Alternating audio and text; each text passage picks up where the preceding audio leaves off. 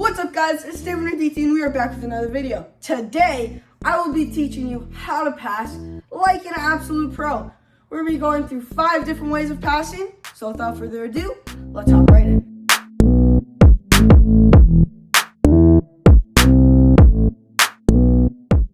Alright, starting out with the curved pass. The curved pass is a little bit complicated, but relatively simple. So, starting out with how you do it. So what you need to do is start out with your planted foot. Now your planted foot should be a little farther out from the ball than your normal pass would be. Because here, I'll show you in a second, you need to swipe the ball around to get the curve. So after you've planted your foot a little bit farther than normal away from the ball, it's time for your strike. And when you strike the ball, what I want you to do is swipe around it from either the closest side to you to the middle or from the middle to the outside. It all depends on where you're trying to pass. So let's say you want to curl it around someone and there's a guy on your right and you're right-footed. What you would want to do is plant your foot a little farther away than normal and swipe the ball from left to middle around it so that it curves to the guy you want to pass to. I know it sounds a little complicated, but it's really not. Once you get used to it and once you get to the hang of actually curving, it's really easy. So where you should do this on the field is anywhere you really want to pass, or if it's a tight situation with a few defenders and you just want to curve it around to a teammate. That is how you curve a ball. Now let's get to my next one. Now we are going to do the Trevella.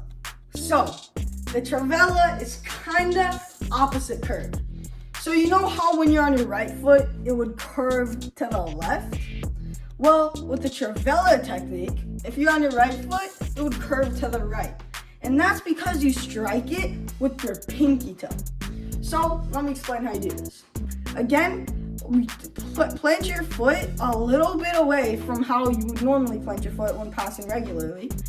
And what you want to do is hop onto that planted foot, and then with your pinky toe, let's say I'm right-footed, so let's say on my right foot, with my right pinky toe, swipe the ball around to the left side, and you're gonna start to get curved because the ball will start to spin going to the right. And when the ball spins, it actually adds curve. That's how my last tip with regular curve, when it would spin to the left, it would add curve. On the field, it's the same thing. What you want to do, anytime you want to pass somewhere and it's a little bit tricky and you can't pass it with a regular pass and you don't really trust your other foot to make the pass, try the Trevella. The Trevella is an easy way to get curve where not many defenders would really expect, because it's not really used for kids, really. It's not really, defenders don't expect it as much. However, this technique takes a while to learn. I still need to figure out how to get more power on it as well.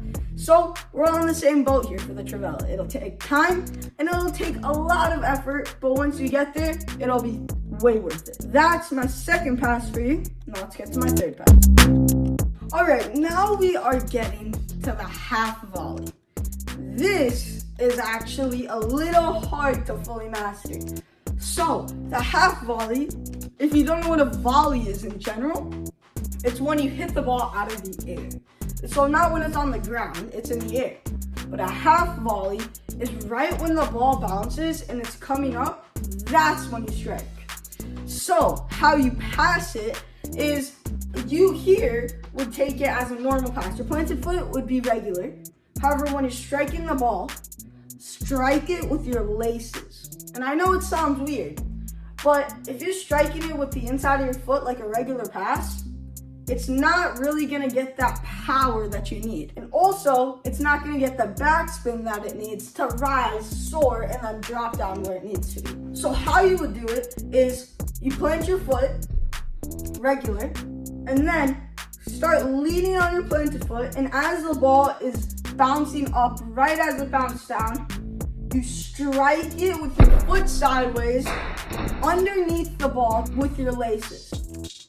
I know that sounds complicated when I'm saying it. So here's a slow mode example. As you can see, foot planted, I start to lean on that foot, and then my foot sideways, I hit the ball with my laces underneath, and it adds backspin and it soars.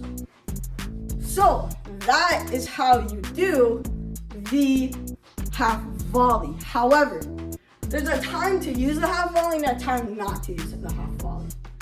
When you're using the half volley, it most of the time needs to be a switch on the field, meaning you need to get the ball from one side to the other side. Or you're far away, but your teammate has an amazing run opportunity to get the ball and maybe even score.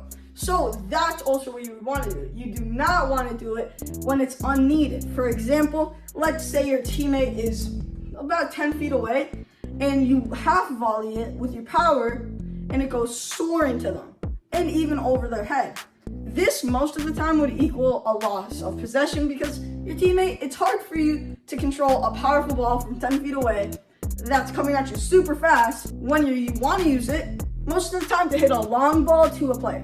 Don't want to use it when it's unneeded and when there's a better option of just simply passing it easy on the ground right to your teammate where it is needed.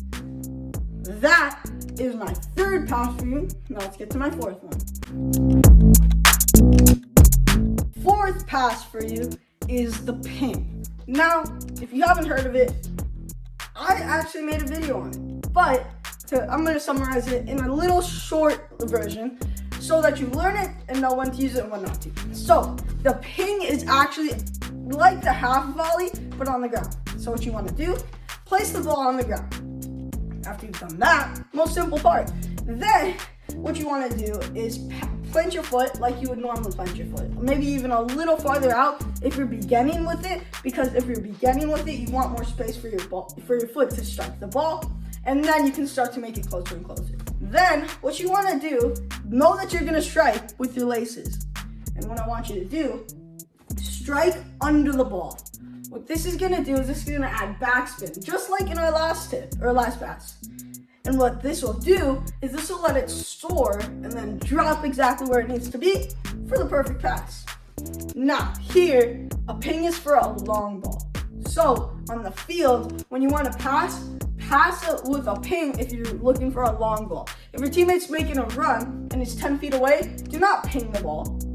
Do a regular pass, maybe even a curved pass if you need to. However, if your teammate's farther out, like 50 feet out, and you need to ping the ball to him, when he's far out, 100% try the ping. Because if you ping it correctly and where it needs to be, it'll drop onto his feet, he takes a touch, it's over. The goalie has no chance, if, of course, he or she is a good striker. So, that is my fourth pass for you. Now let's get to my final fifth pass for you.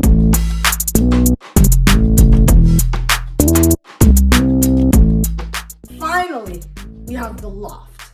Now, the loft sounds all fluffy, rainbowy. It's a little actually complicated. It takes a while to master as well. So, what you do when you're trying to do the loft is get your foot underneath the ball. If you have your ball right now, perfect. What I want you to do is stand up and get your foot under the ball. Then, lift it up, and that's the loft. However, it gets harder when there's actually people around you. So, when there's people around you, you actually have to get it over someone's body or over someone's foot. And there, it can be a little challenging. So, that's where you might have to go to the chip, extra pass. So, the chip is simple as well. It's literally a mini ping. So, what you do, get to the ball on the ground, and literally just chop underneath the ball. And what this will do is this will lift the ball up either over someone's foot or when you get good at it, over someone's body.